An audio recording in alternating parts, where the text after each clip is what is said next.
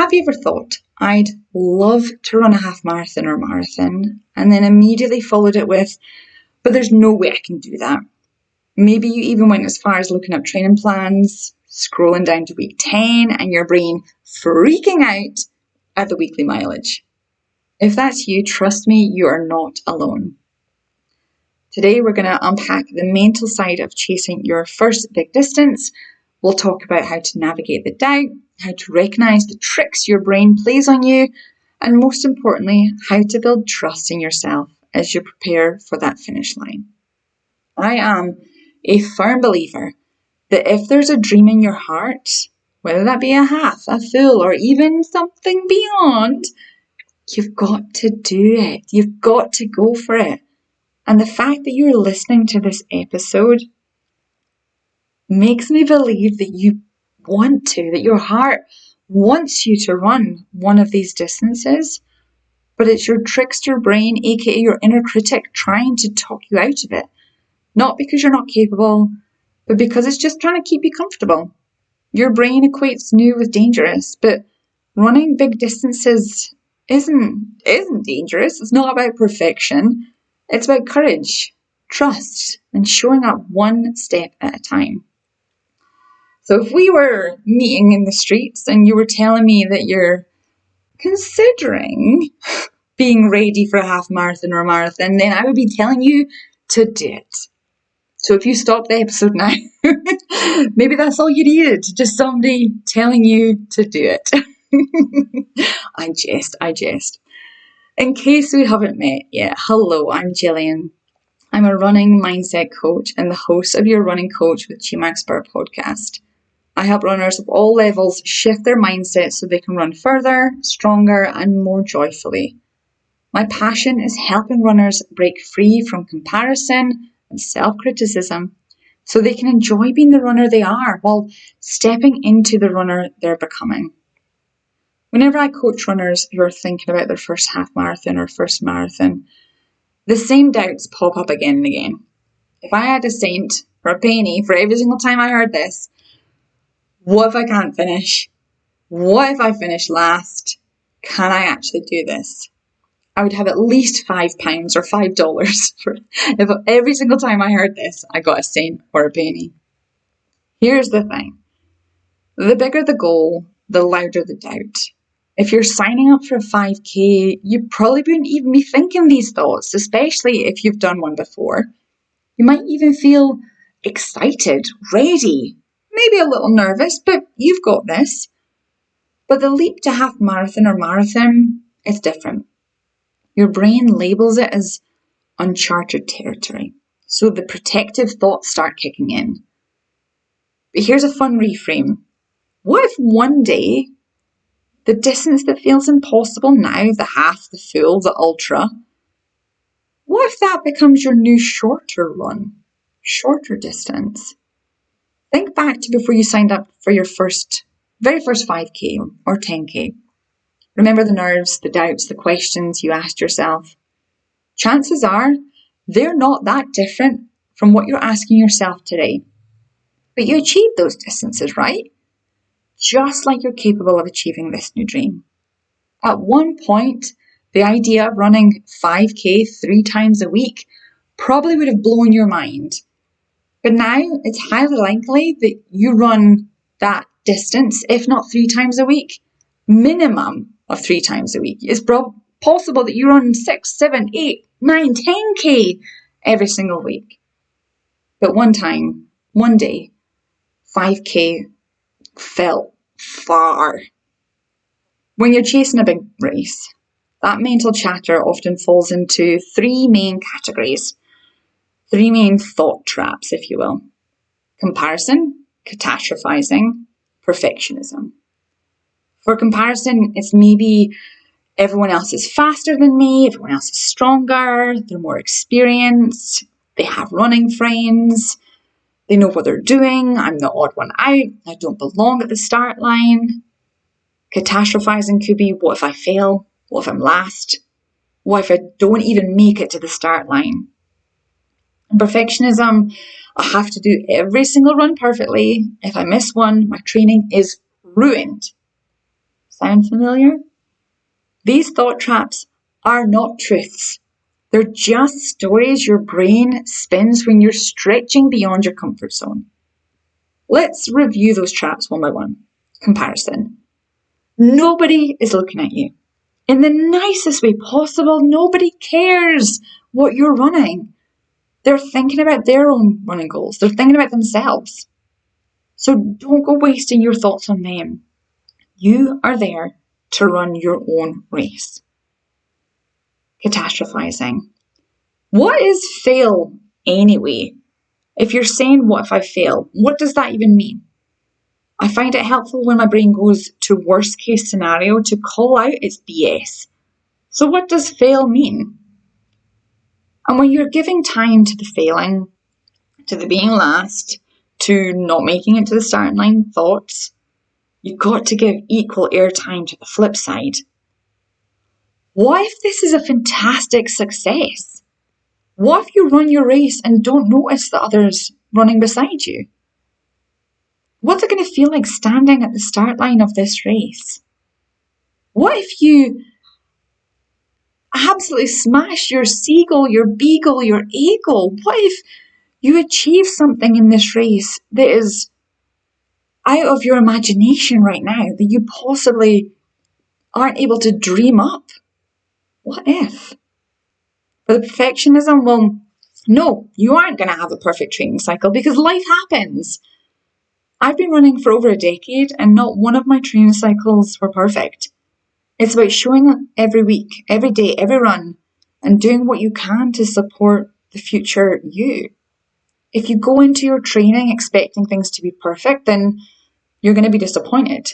But if you go into your training expecting or having the intention that you're going to show up and do what you can, that's just going to change how you feel completely. Here's a shift I want you to carry with you. Training is not proof of worthiness. It's a rehearsal of trust. Every run, every workout, every long run isn't about showing you're good enough. It's about rehearsing belief in yourself, collecting evidence that you can keep moving forward. So some strategies I like to use to help work through doubt. First one is reframe training runs as evidence collection. Each run is an opportunity to bank evidence or proof that you're showing up and doing the thing. Think of it as building the accountability. Even the messy runs count. Number 2, use identity language. So instead of saying I'm trying to run a half, say I'm becoming someone who runs half marathons, or I'm training for my first half marathon. Language is so important. It matters what you're saying, not only out loud, but what you're saying in your head, what you focus on, what you're saying, that's what grows. So be careful of the just, of the trying, and instead try and reframe that to something more positive.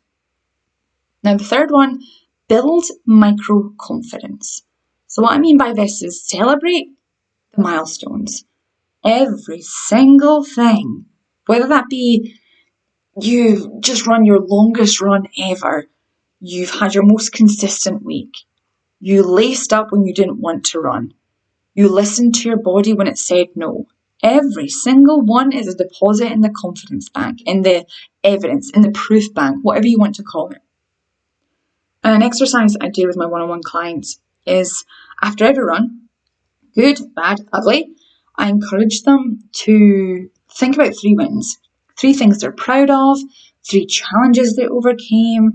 The caveat being it can have nothing to do with numbers, so nothing to do with distance, nothing to do with pace. So some examples could be I chose a route that I typically avoid because it's really hilly, but today I did it and I loved it. Boom, win. It could be I didn't want to run today. It was really rainy and cold outside. My brain was trying to convince me not to, but I did it. I loved it. I got soaking wet, but I did it. Boom, win. It could be I didn't have run walk intervals on my run today. Now, technically that's to do with numbers, but we're not focusing on the numbers. I had no run walk intervals on the schedule, but my brain wanted me to stop and walk. It told me that I needed a break, that I should rest, that my breathing was too heavy, that my heart rate was too high. But I didn't stop.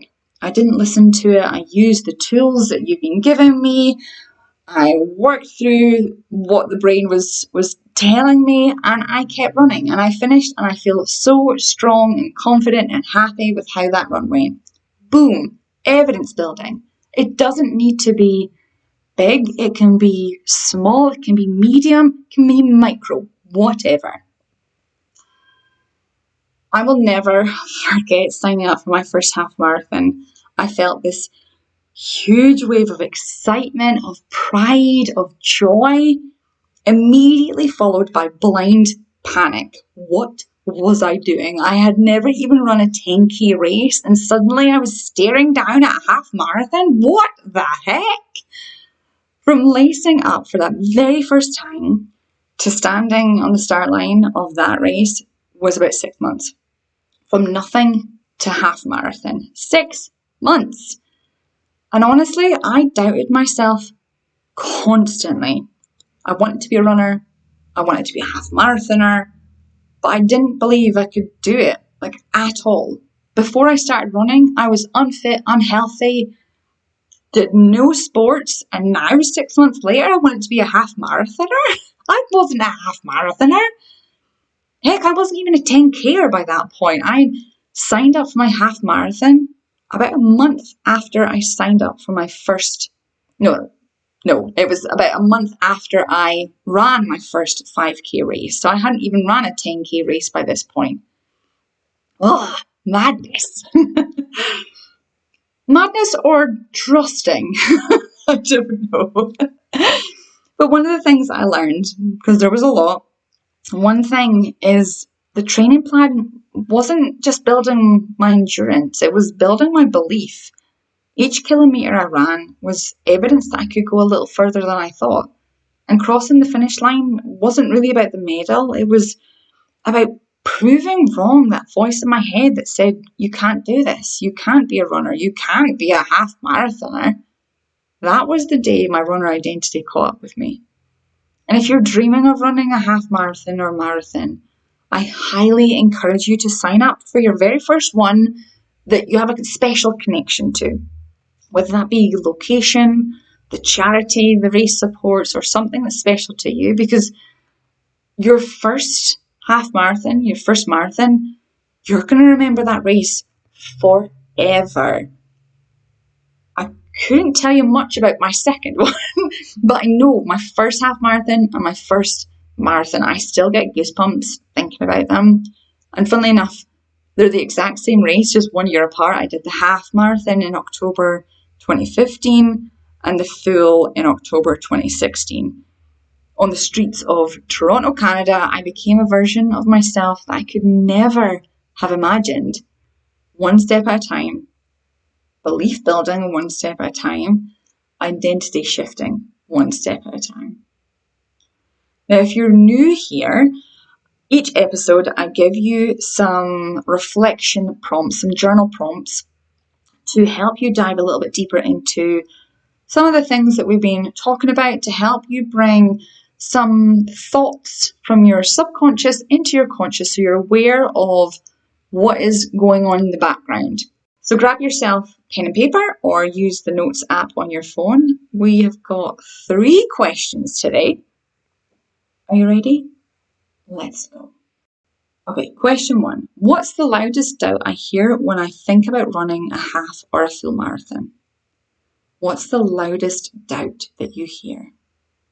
Now feel free to write down any other doubts, but writing down the loudest one, be really curious to see what it is. And if you want to dive a little bit deeper into that, where has that loudest doubt showed up for you in the past? Because often how we do one thing is how we do others. So where in your life, career, running, have you had this same doubt before? Question 2. What evidence do I already have for my life, running or otherwise, that I am capable of doing hard things? What evidence do you already have? This is a good prompt for you to go deep on. Write out as much as you possibly can. Again, it's an exercise of bringing those things to the forefront of your mind, so you are registering them, you are putting them in your bank of evidence, of proof, of confidence, because you've done difficult things in the past. You can do this too. Question 3. How do I want to feel about myself when I cross the finish line? And what can I do in training now to practice that feeling? This is one of my favourite prompts, possibly ever. I use this all the time for myself as a human, for myself as a business owner, as a runner, as a coach. I'm regularly, I guess to an extent, faking it till I make it. I think about who I will be in the future when I've achieved that goal, what I would be thinking, what I would be feeling, the actions that I'm taking, and I pull some of that to present day, so I show up as her and every day continue to show up as her. So what can you do? What thoughts, feelings, actions, what can you do now that will help you become the vision of yourself that crosses that finish line?